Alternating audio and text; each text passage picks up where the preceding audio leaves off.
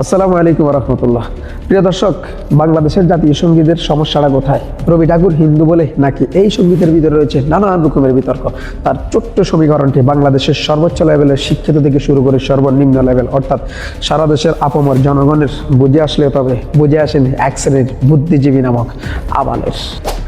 প্রিয় দর্শক, বুঝে আসেনি বললে ভুল হবে, বুঝে ঠিক মতো এসেছিল, তবে জাগ্রত মানুষের ন্যায় ঘুমের বান্দরে থেকে নিজেদের পকেট ভারী করার ধান্দা করা ছাড়া আর কিছুই না।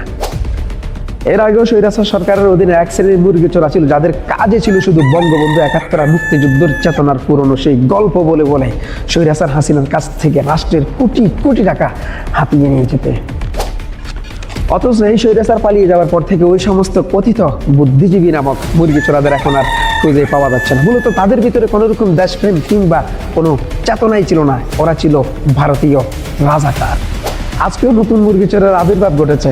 কোনোরকম ধান্দাবাজি করতে না পেরে রবি ঠাকুরের জন্য অনর্থক মিথ্যে মায়া কান্না করে নিজেদের গা ভাসিয়ে ফেলতেছে। উদ্দেশ্য একটাই, দাদা বাবুদের কাছ থেকে কিছু ভারতীয় রুপিস হাসিল করা। প্রিয় দর্শক, অথচ এই সঙ্গীতে রবি ঠাকুর হিন্দু বলে আমাদের কোনোই আপত্তি ছিল না। আমাদের আপত্তি হচ্ছে এই সঙ্গীত বাংলাদেশের জন্য গাওয়া হয় নাই এবং এই সঙ্গীতে কোনোরকম দেশপ্রেম তো ফুটে উঠে নাই, বরং এই সঙ্গীত জন্ম দিয়েছে নানান রকমের বিতর্ক। তাছাড়া রবি ঠাকুর কখনোই আমাদের দেশের ভালো চান নাই। সেই একজন গুরুতর বাংলাদেশ বিরোধী ছিল।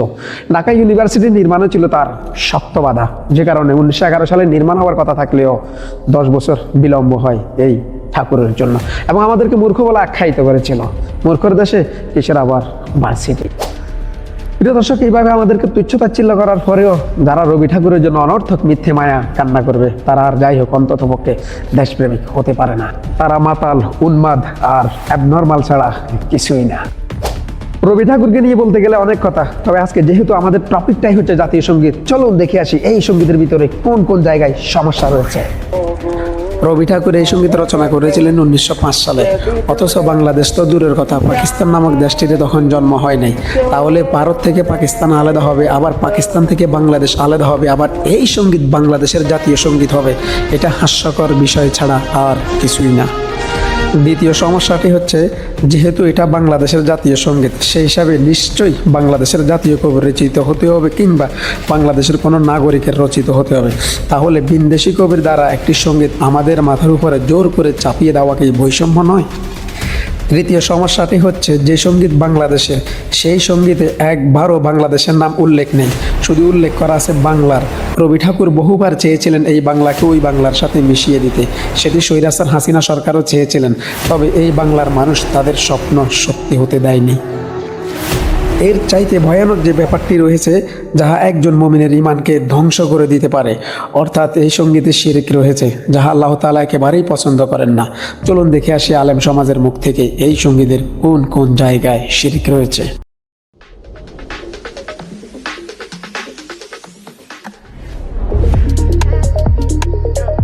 জাতীয় সঙ্গীত পরিবর্তন করা এটা সময়ের সবচেয়ে গুরুত্বপূর্ণ দাবিগুলোর মধ্যে থেকে একটি। আরেকটা এখানে বিষয় হলো যে আপনারা জানেন যে হিন্দু ধর্মাবলম্বীরা তারা পূজনীয় বা দেবতা তুল্য এরকম কিছু মানুষ বা কোনো ব্যক্তি বা বস্তু থাকে, তাদেরকে তাদের দৃষ্টিতে তারা সেগুলোকে মা বলে সম্বোধন করে। ইসলাম আমাদেরকে এরকম কোনো ধারণা দেয় না।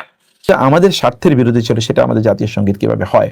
আর 2 নম্বর বিষয় হচ্ছে, এটা আমরা জানি যে এখানে মূলত আপনার মা হিসেবে মানে দেশকে বা ভূমিকে মা হিসেবে উল্লেখ করার যে বিষয়টি, এটা জানি যে আমরা একটা কালচারাল ইস্যু বা একটা রিলিজিয়াস ইস্যু, কারণ অন্য ধর্মে কিন্তু এই ভূমিকে অথবা অন্য কিছুকে তা মা হিসেবে তারা উল্লেখ করে, তাদের উপাস্যগুলোকে দেবতা বা দেবীকে তারা মা হিসেবে উল্লেখ করে, সে কথাই এখানে হয়তো বা বলা হয়েছে। সে কারণে আমরা বলবো যে মুসলিমদের, আমাদের এখানে কাজী নজরুল ইসলাম আছেন এবং অন্যান্যরা যারা আছেন মুসলিম কবি, অথবা নতুন করে এমন কোনো মানে সঙ্গীত সেখানে তৈরি করতে আমরা পারি, কারণ বা এটা করা কোনো প্রত্যেকটা দেশে এটা থাকতে পারে যদি তার মধ্যে কোনো শিরক না থাকে। যদি আমরা মনে করছি, ওলামায়ে কেরাম মনে করেন এর মধ্যে শিরক আছে, আমরা বলবো যে যারা রাষ্ট্র পরিচালনা করছেন তাদের মধ্যে দিনের ভালোবাসা আছে, সে কারণে আপনারা এটাকে পরিবর্তন করে নেন। কারণ এটা তো যেই সঙ্গীত একটা মসজিদের ভিতরে আপনি গাইতে পারবেন না, একটা মাদ্রাসার ভিতরে আপনি গাইতে পারবেন না, গাইতে গেলে আপনার কাছে লজ্জাবোধ আসবে, আপনি লজ্জিত হবেন, ওটা একটা জাতির জাতীয় সঙ্গীত হয় কেমনে?